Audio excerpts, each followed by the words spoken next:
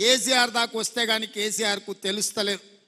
ఇవాళ ఢిల్లీకి పోయి 4 రోజుల నుంచి హరీష్ రావు కేటీఆర్ మోడీ చుట్టూతా పిల్లి తిరిగినట్టు తిరుగుతున్నారు. ఏదో ఒకటి చెయ్యి మమ్మల్ని ఎట్లన్నా కాపాడు అని.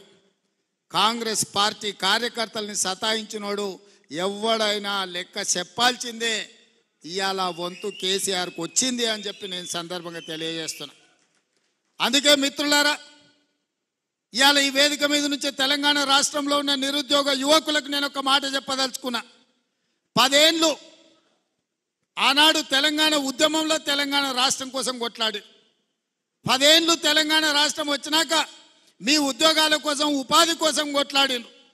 ఆ 20 ఏళ్లలో ఏ నియామకాలు జరగలేదు.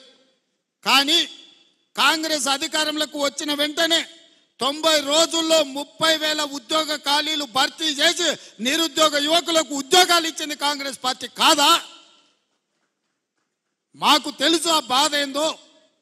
ఉద్యోగాల కోసం పిల్లలు ఎట్లా కష్టపడుతున్నారో తెలుసు కాబట్టి 90 రోజుల్లో 30,000 ఉద్యోగాలు ఇచ్చినాం.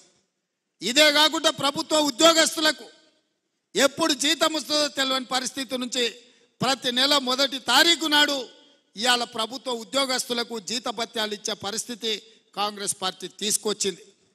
ఇదే కాదు, డిఎస్సి నోటిఫికేషన్ గ్రామాలలో, తండాలలో, గూడాలలో పేదోళ్ళ పిల్లలు చదువుకోవాలి, టీచర్ల నియామకాలు చేపట్టాలి అని డిఎస్సి నోటిఫికేషన్ ఇచ్చి 11,500 ఉద్యోగ ఖాళీలు భర్తీ చేయడానికి ఇవాళ పరీక్షలు పెడితే ప్రతి తలమాసినోడు వచ్చి డిఎస్సి పరీక్షను పోస్ట్ పోన్ చేయమంటారు. నేను అడగదలుచుకున్న ఈ వేదిక మీద నుంచి 10 ఏళ్ళ డిఎస్సి నోటిఫికేషన్ ఇయ్యనందుకే కదా పిల్లలు కొట్లాడింది, పరీక్షలు పెట్టమన్నది. 2022లో నోటిఫికేషన్ ఇస్తే ఇప్పటి వరకు పరీక్షలు జరగలేదు, పెట్టమనే కదా అన్నది. మనం క్యాలెండర్ డేట్ ప్రకారం ఇవాళ డిఎస్సి నోటిఫికేషన్ ఇచ్చి పరీక్షలు పెడుతుంటే కొంతమంది టీఆర్ఎస్ సన్నాసులు పరీక్షలు రాయనోళ్లను, చదువు రానోళ్లను ఇవాళ ప్రభుత్వం పరీక్షలు వేయాలంటారు. గ్రూప్ 1 పరీక్షలు వాయిదాలు వేయాలంటారు. 2022లో ఆనాడు 1:50 లాగా నోటిఫికేషన్ ఇచ్చి పరీక్షలు పెట్టాలనుకున్నారు. పెట్టిన పరీక్షల ప్రశ్నపత్రాలు జిరాక్స్ సెంటర్లలో ఎక్కడ పడితే అక్కడ చౌరస్తాలలో పల్లి బఠానీలు అమ్మినట్టు అమ్మితే పరీక్షలు రద్దయిపోయినాయి. మనం వచ్చిన వెంబడే గ్రూప్ 1కు నోటిఫికేషన్ ఇచ్చి ప్రిలిమినరీ ఎగ్జామ్స్ మొత్తం నిర్వహించి సరైన సమయంలో 4 లక్షల మంది విద్యార్థులు పరీక్షలకు అప్లికేషన్లు పెట్టి 3 లక్షల మంది పరీక్షలు రాసి నిన్నగాక మొన్న 31,000 మందిని ఈ పరీక్షలకు పాస్ చేసి గ్రూప్ 1లో ప్రిలిమినరీ రిజల్ట్స్ ఇచ్చినాం. ఇప్పుడు మెయిన్ ఎగ్జామ్స్ మనం పెట్టాలంటే 1:50 కాదు 1:100 విలువ అంటారు. అంటే ఒక ఉద్యోగం ఉంటే 50 మందిని ప్రాథమిక పరీక్షలలో పాస్ చేసి మెయిన్ ఎగ్జామ్స్కు పిలుస్తామని చెప్పినాం. సగం దూరం వచ్చినాక ఇప్పుడు 50 కాదు 100 మంది పిలువ అంటున్నాం. ఏందయ్యా ఈ దొంగన కొడుకుల ఆలోచన అంటే 1:100 పిలువంగానే కోర్టు స్టే ఇస్తుంది, పరీక్షలు రద్దు చేస్తుంది. నువ్వు నోటిఫికేషన్లో 1:50 ఇచ్చి పరీక్షలు అయిపోయినాక 1:100 ఎట్లా పిలుస్తావు? ఒక ఉద్యోగానికి 50 బదులు ఒక ఉద్యోగానికి 100 మందిని ఎట్లా పిలుస్తావు? అది తప్పు అని కోర్టు పరీక్షల్ని రద్దు చేస్తుంది. మళ్ళీ మొదటి నుంచి మొదలు పెడితే మళ్ళీ ఏడాది పోతుంది. 2011లో నోటిఫికేషన్ గ్రూప్ 1 ఇస్తే ఇప్పటి వరకు 13 ఏళ్ళలో ఇంతవరకు పరీక్షలు జరగలే, నియామకాలు చేయలే. వయసులో ఉన్న పిల్లగాడు మధ్య వయసుకు వచ్చాడు, పెళ్ళైనోనికి పిల్లలు అయిన వాళ్ళ పిల్లలు బడికి పోతున్నారు, పరీక్షలు మాత్రం పూర్తి కాలే. నేను ఏదైనా చేసి డిసెంబర్ లోపల పరీక్షలు చేసి దాదాపుగా 1000 మంది గ్రూప్ 1 ఆఫీసర్లను తెలంగాణ రాష్ట్ర నిర్మాణంలో ఫలితాలు ఇచ్చి వాళ్ళను అధికారులను చేయాలని నేను చూస్తుంటే ఈ దొంగలంతా గూడు పుటాని చేసి ఆ పరీక్షలు పోస్ట్ పోన్ చేయమంటారు.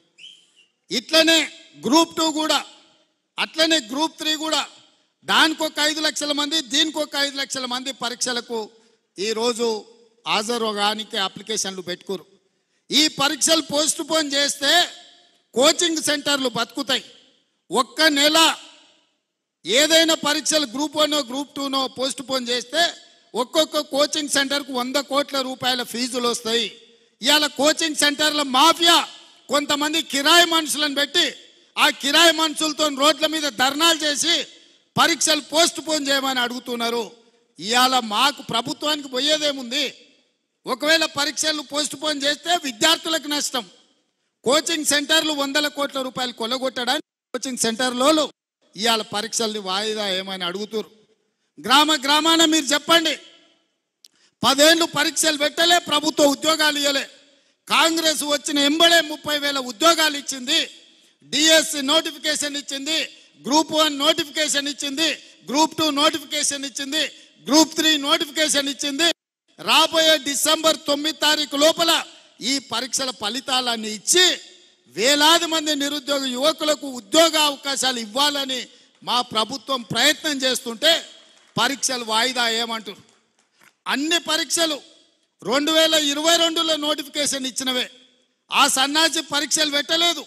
ఈ 2 ఏళ్ళు పిల్లలు చదువుతూనే ఉన్నారు, కోచింగ్ సెంటర్ల చుట్టూ తిరుగుతూనే ఉన్నారు. ఇప్పుడు కొత్తగా మళ్ళీ వాయిదా వేస్తే ఇవన్నీ కూడా కోచింగ్ సెంటర్లలో వాళ్ళ కోచింగ్ సెంటర్లు నడపనికే.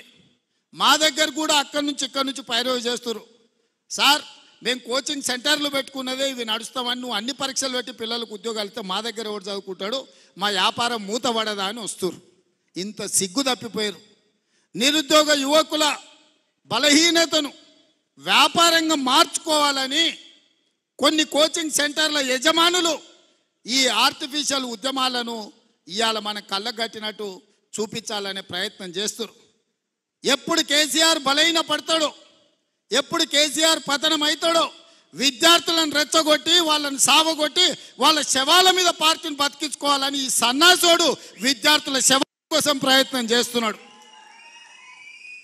ఆనాడు 6 అడుగులు ఉన్నోడు 100 రూపాయలు పెట్టి లీటర్ పెట్రోల్ తెచ్చుకుండు, కానీ 10 పైసలు పెట్టి అగ్గిపెట్టే తెచ్చుకోలే. పెట్రోల్ డ్రామాతో హరీష్ రావు డ్రామా ఆడితే ఇది నిజం అనుకొని శ్రీకాంతాచార్య అని పేదోళ్ళ బిడ్డ పెట్రోల్ పోసుకొని తెలంగాణ ఉద్యమంలో ప్రాణ త్యాగం చేశాడు. అక్కడి నుంచి ఈశాన్ రెడ్డి, వేణుగోపాల్ రెడ్డి, కానిస్టేబుల్ కిష్టయ్య, యాదయ్య ఇట్లా వందలాది మంది పిల్లలు ప్రాణాలు తీసుకున్నారు.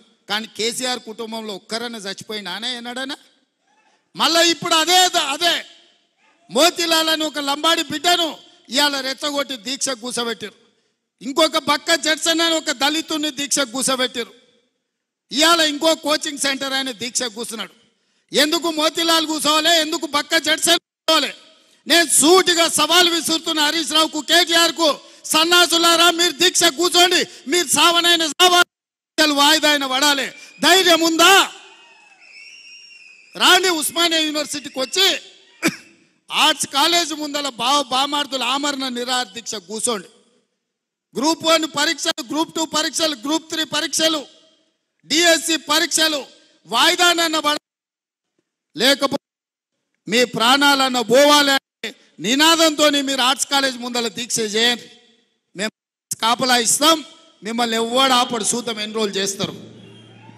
మీరిద్దరు నిజంగానే పరీక్షలు వాయిదా వేయాలంటే మీ వాదనలో బలం ఉంటే ఈ తెలంగాణ కోసం సావు నోట్ల తలకాయ పెట్టినని సన్నాసి కేసీఆర్ చెప్పేది నిజమే అయితే ఇక ఆయన కంటే వయసు మీద పడ్డది లేవలేనోడు అసలే కాలు ఇరిగింది, ఆయనను వదిలేయండి. కానీ మీరిద్దరు బావబామర్దులు బిల్లా రంగాలు రాండి ఆర్ట్స్ కాలేజ్ ముందల. మా ఎన్ఎస్యుఐ యూత్ కాంగ్రెస్ కార్యకర్తలు కంచేసి కాపాడతారు మిమ్మల్ని. పరీక్షలు వాయిదా పడే వరకు మీరు నిరాహార దీక్ష చేయండి ఆర్ట్స్ కాలేజ్ ముందల. అది మాత్రం చేయరు. పొద్దుటిపూట తింటారు, రాత్రిపూట తాగుతారు, మీరు మాత్రం సంతోషంగా ఉండాలా.